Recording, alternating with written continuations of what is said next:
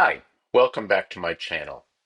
I'm in the process of making this walnut dining room table with a single extension. Now we're going to sand down the panels on the drum sander. This is my open-end drum sander. This one happens to be a 19 by 38, which means that you can do 19 wide, but because it's open-end, you can run the piece the other way around.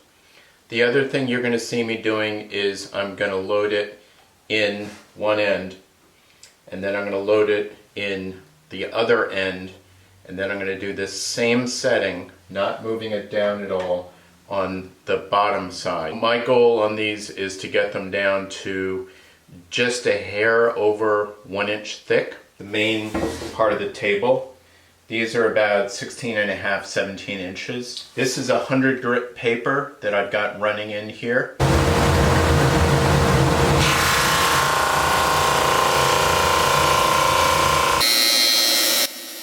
Here you can see that I'm running the long boards, the main part of the table, through the drum sander. And I'll twist it around and sand from the other side to make sure it's staying flat.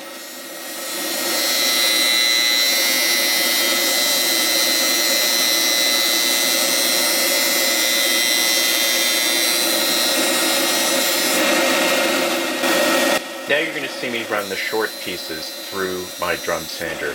These are the 3 pieces which make up the 20-inch extension. I'm running them through, and I'm running them both ways so that everything is flat, and again the same settings as the main board so that everything is the same thickness. Now we'll be ready to start gluing up the main panels. To play it safe, I jointed the edges with each board folded into each other. I had a tiny bit of a gap, and I tried hand planing it, and it still wasn't really tight. So when you join 2 boards together and you fold them into each other and then run them over the jointer, you're guaranteed that if one is off 1/4 of a degree, the other is going to be off that same 1/4 of a degree. Again, these steel square beams are going to really help me with alignment. So I'm going to put these clamps in now. Got a tiny bit, maybe 3/32 rise on this. So this is where these really come in handy, and this keeps this aligned. You'll see the space is underneath.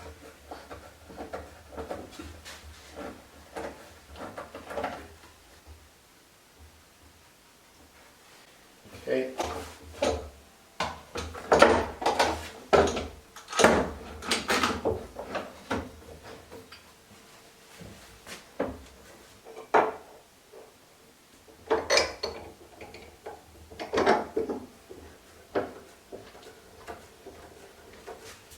This is also more so that I can see the joint. I'm adding clamps to the top to start evening out the pressure.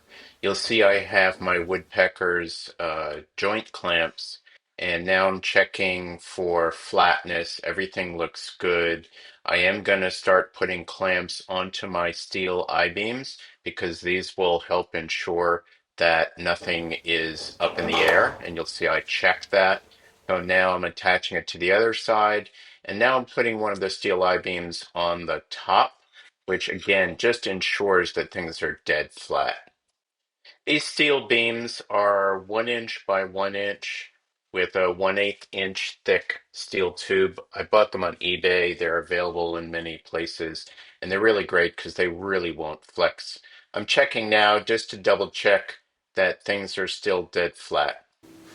Now that I've finished gluing up the 2 panels, I'm gluing up the 3rd panel using the exact same techniques. I've got my steel beams set up, I've got the same clamps, everything is jointed and square, and I'm using my woodpecker's joint clamps the same way I did before.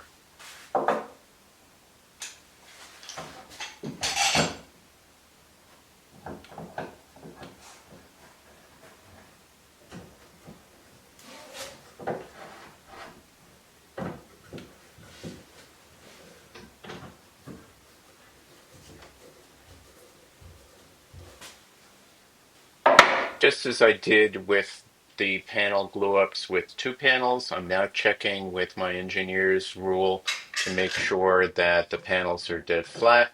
I'm putting one of my steel beams on top and on bottom, and that really forces things to stay dead flat so that I have very minimal work to do once the glue-up is completed. What I'm doing now is using a classic Stanley cabinet scraper.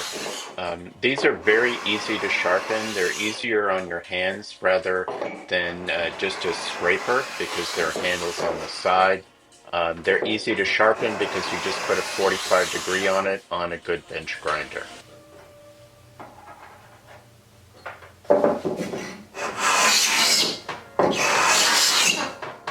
You'll see that I'm getting very fine shavings. I'm really just going over the joint between 2 panels and getting them dead flat.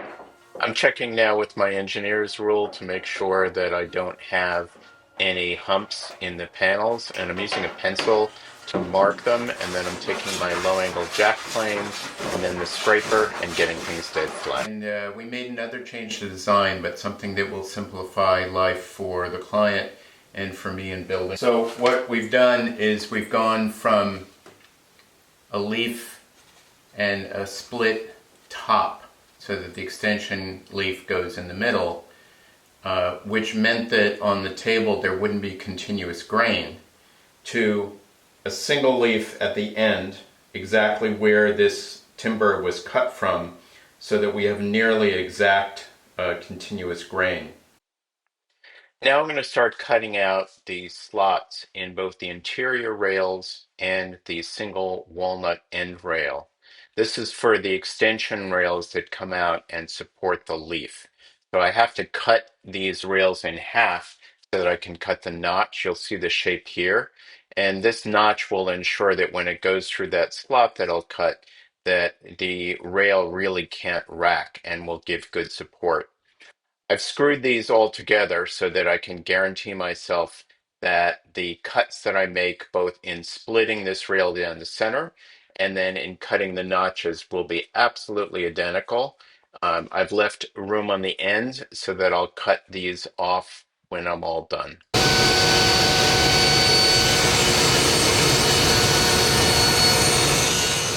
What I'm doing here is I'm cutting down the 3 interior rails and the single walnut rail at the end in half. That allows me to cut the notch at the bottom, and then I'll glue them up.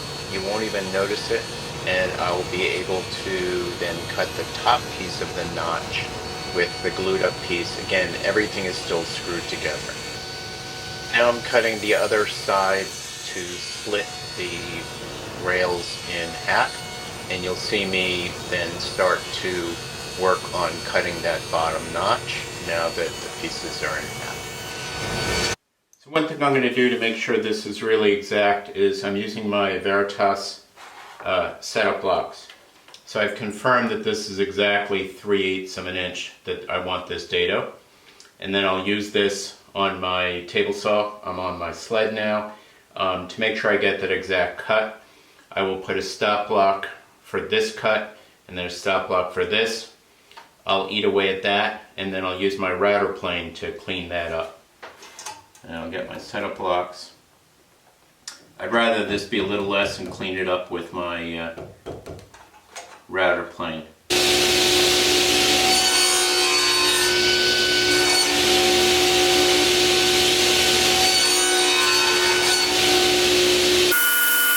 Now that I've cut the leftmost and rightmost portion of the lower part of the slide where the extension rail, I'm just eating away at this with my crosscut sled and my stops and my regular table saw blade. This will finish the bottom piece of the cut. So now I'm going to use my router plane. This happens to be a Lee Nielsen. I really love this. It's kind of an old-fashioned tool, and a lot of people will go to a powered router or battery-powered router now. But I find that in many cases like this, it really provides the level of accuracy. So all I want to do is, after coming back from the table saw, I've got these little, grooves and ribbons here, and I want to clean this off. So what I've done is I've set my blade here. These are really easy to sharpen. And I've just set my blade to the depth I want, so I'm consistent totally across, because again, when this groove goes in here, I want it to fit in perfectly. I will varnish this, 3 coats of varnish. I'll put a good coating of paste wax on it, but I want it to slide pretty evenly. So the router plane, just go like this, and I'm just making a really consistent bottom on this. And you'll see how fast it is. I'm using the either side for support. If I find I'm going against the grain, I can easily switch, and I can see I can go all the way out here.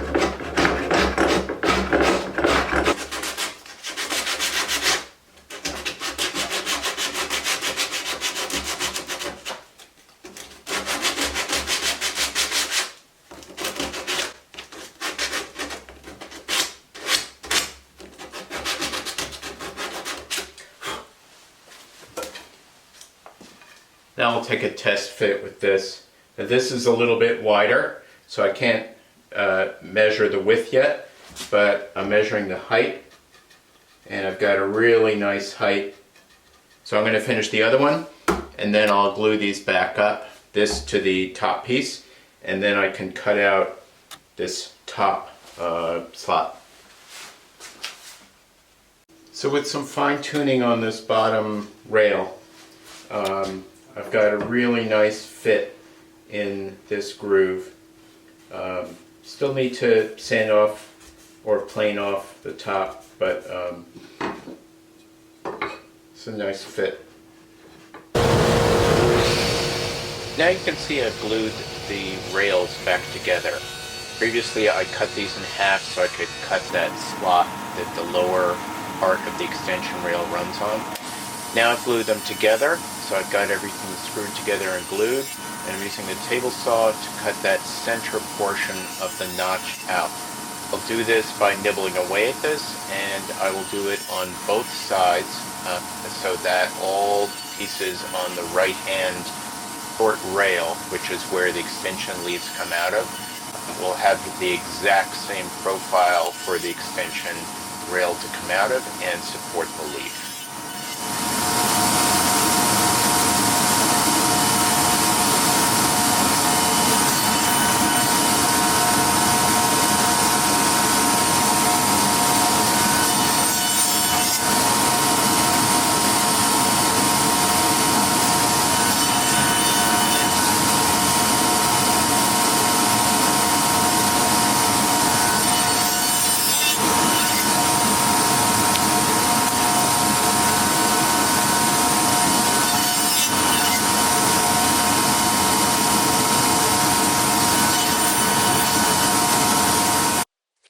You'll see that I've glued these up. It's almost invisible. It needs a slight bit of sanding. And this is the rail that goes in on the single short side. There's a leaf only on one end. So the rail will slide into this notch, and I've cut all 3 of the interior maple rails with the exact same profile. The 4th one obviously doesn't need a notch because the rails don't go in that far.